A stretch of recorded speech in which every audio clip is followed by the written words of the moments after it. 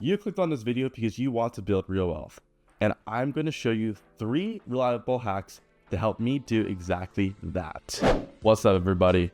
I'm Ashton, and in just 2 years of college at UCLA, I've built real wealth, enough to pay for my tuition, cover my living expenses, and set me up to multiply that in the years ahead. In this video, I will walk you through how you can apply the exact steps I took towards wealth, based on advice from Tony Robbins, Ray Dalio, and Congressman Darrell Issa, who I personally spoke with last month, along with real lessons I've learned myself. Without further ado, let's jump into the most important hack of this video that you should know, which is safe, simple, and reliable investing. When I spoke with Congressman and entrepreneur Darrell Issa last month, I asked him, what's the smartest path to wealth? He told me to invest in common stock goods, ETFs, and fixed income. Let me break these down for you real quick. Common stock goods are trusted companies you already use daily, like your iPhone, Apple, your laptop, Microsoft, online shipping, Amazon, and Visa, which is consumer spending. They have higher risk than bonds, but historically offer much higher long-term returns.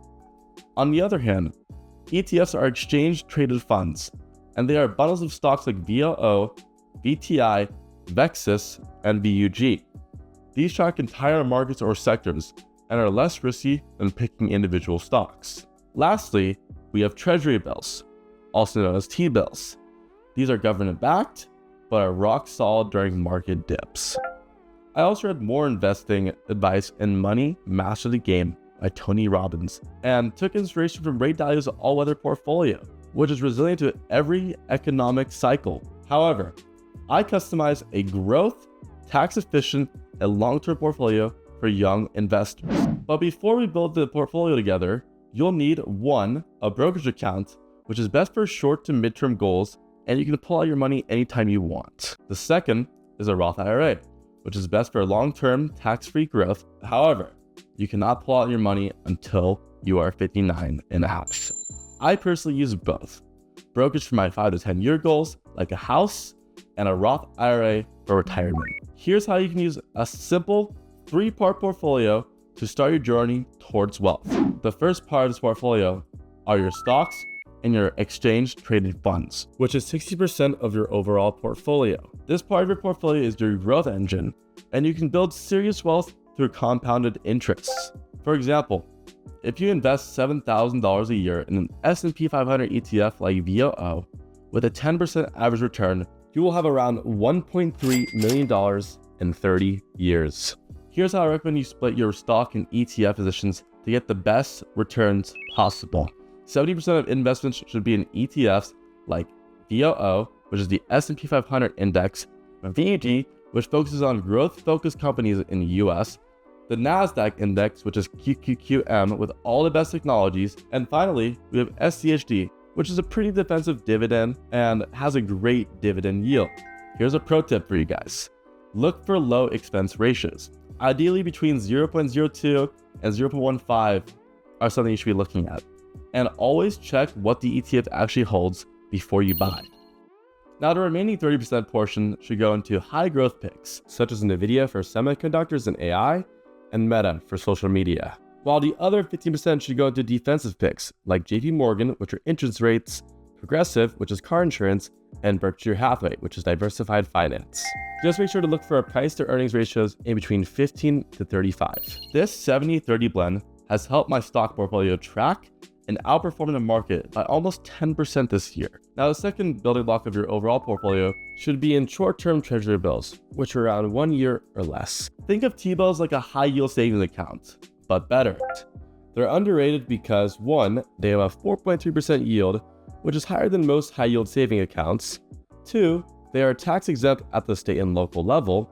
3, they are fully withdrawable at any time. However, it is best recommended to hold them until maturity to get the full market value possible. And lastly, they are safe during market downturns. Again, I recommend holding these in a regular brokerage account so you can access them regularly, because these are like your savings. Finally, the last 10% of your overall portfolio should be in gold.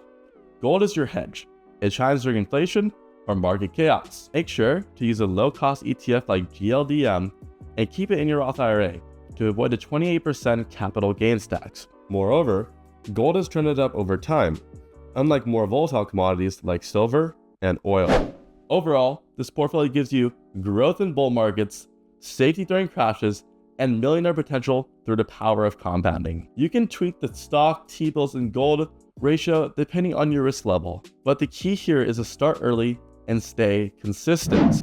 Now that you've seen how to build a powerful, low-stress portfolio, you're probably wondering, how can I afford to invest in the first place? Let's break that down in the next wealth hack, which are monthly saving goals. The truth is, you don't need a side hustle or a six-figure salary to start building wealth. That's nuts. You just need to stop spending like most people and start saving with intention. So what's a good rule of thumb then? Aim to save 15 to 30% of your monthly income towards long-term investing in stocks and short-term financial goals in your T-bills. Let me put that into perspective. The average college student spends $100 to $150 every weekend on things like eating out, even with a campus meal plan already covered. The drinks for short-term fun, extra clothes they don't really need, and subscriptions they barely use. This fact is pretty eye-opening because if you're spending $150 every weekend and going out about 4 weekends a month, that adds up to roughly $600 a month. Then multiply that by 12 months and you're spending around $7,200 a year. That is enough to fund a Roth IRA every single year. And if you do that consistently, thanks to the power of compounding, you're setting yourself up to become a millionaire by retirement. So here's the mindset shift. You're probably already spending enough to invest. You're just not pointing it in the right direction. Even saving just a couple of $100 by cutting back on stuff you won't remember in a week can completely change your future. And no, you don't need to sacrifice your entire lifestyle. I'm not saying that at all. And to cut your fun. I'm just saying be smart and intentional with your money. You're young and that's your greatest asset. Now let's address the common excuses before we move on to the last wealth hack. I'll make more money later after I graduate from college or grad school. I'll just save it then and have fun now. That is a trap. You can't out-earn lost time. Start with what you can now. But I'm living paycheck to paycheck. I can't save that much. That's totally fair and a reality for many people. But even saving just 5 to 10% consistently builds momentum. Start small and scale up when you can. So after all that, ask yourself, honestly, are you truly unable to invest? Or are you just spending your future wealth on things you'll forget by next weekend? Because saving is only half the part to wealth. The real key to wealth is consistency. And that's what we'll break down. Hack number 3, budgeting smartly and breaking up your paychecks. The average person spends 80% of their income on lifestyle and saves the leftover 20%. But if you're young, that equation should be flipped. The earlier you save, the more time your money has to grow through compounding. By the time you're in your late 20s or early 30s, you wish you had started earlier. That's why I use a system called the 60-30-10 rule. 60% goes towards necessities, 30% goes towards savings, and the last 10% goes towards emergencies. Here's how I apply it in real life. Every summer, I work at a hotel, and during that time, I go into full hustle mode. I treat each paycheck and tip like it's my future. Then, I split it up using the exact system and immediately save most of it. And if you're in school or working weekends, take advantage of that. Just 1 or 2 extra shifts per week can add up fast and give you a serious head start on wealth building. In summary, if you want to become wealthy in your youth, it starts with what you do when you're young. Don't wait until after 25 in your 30s to do this when everything is worth more. Start now.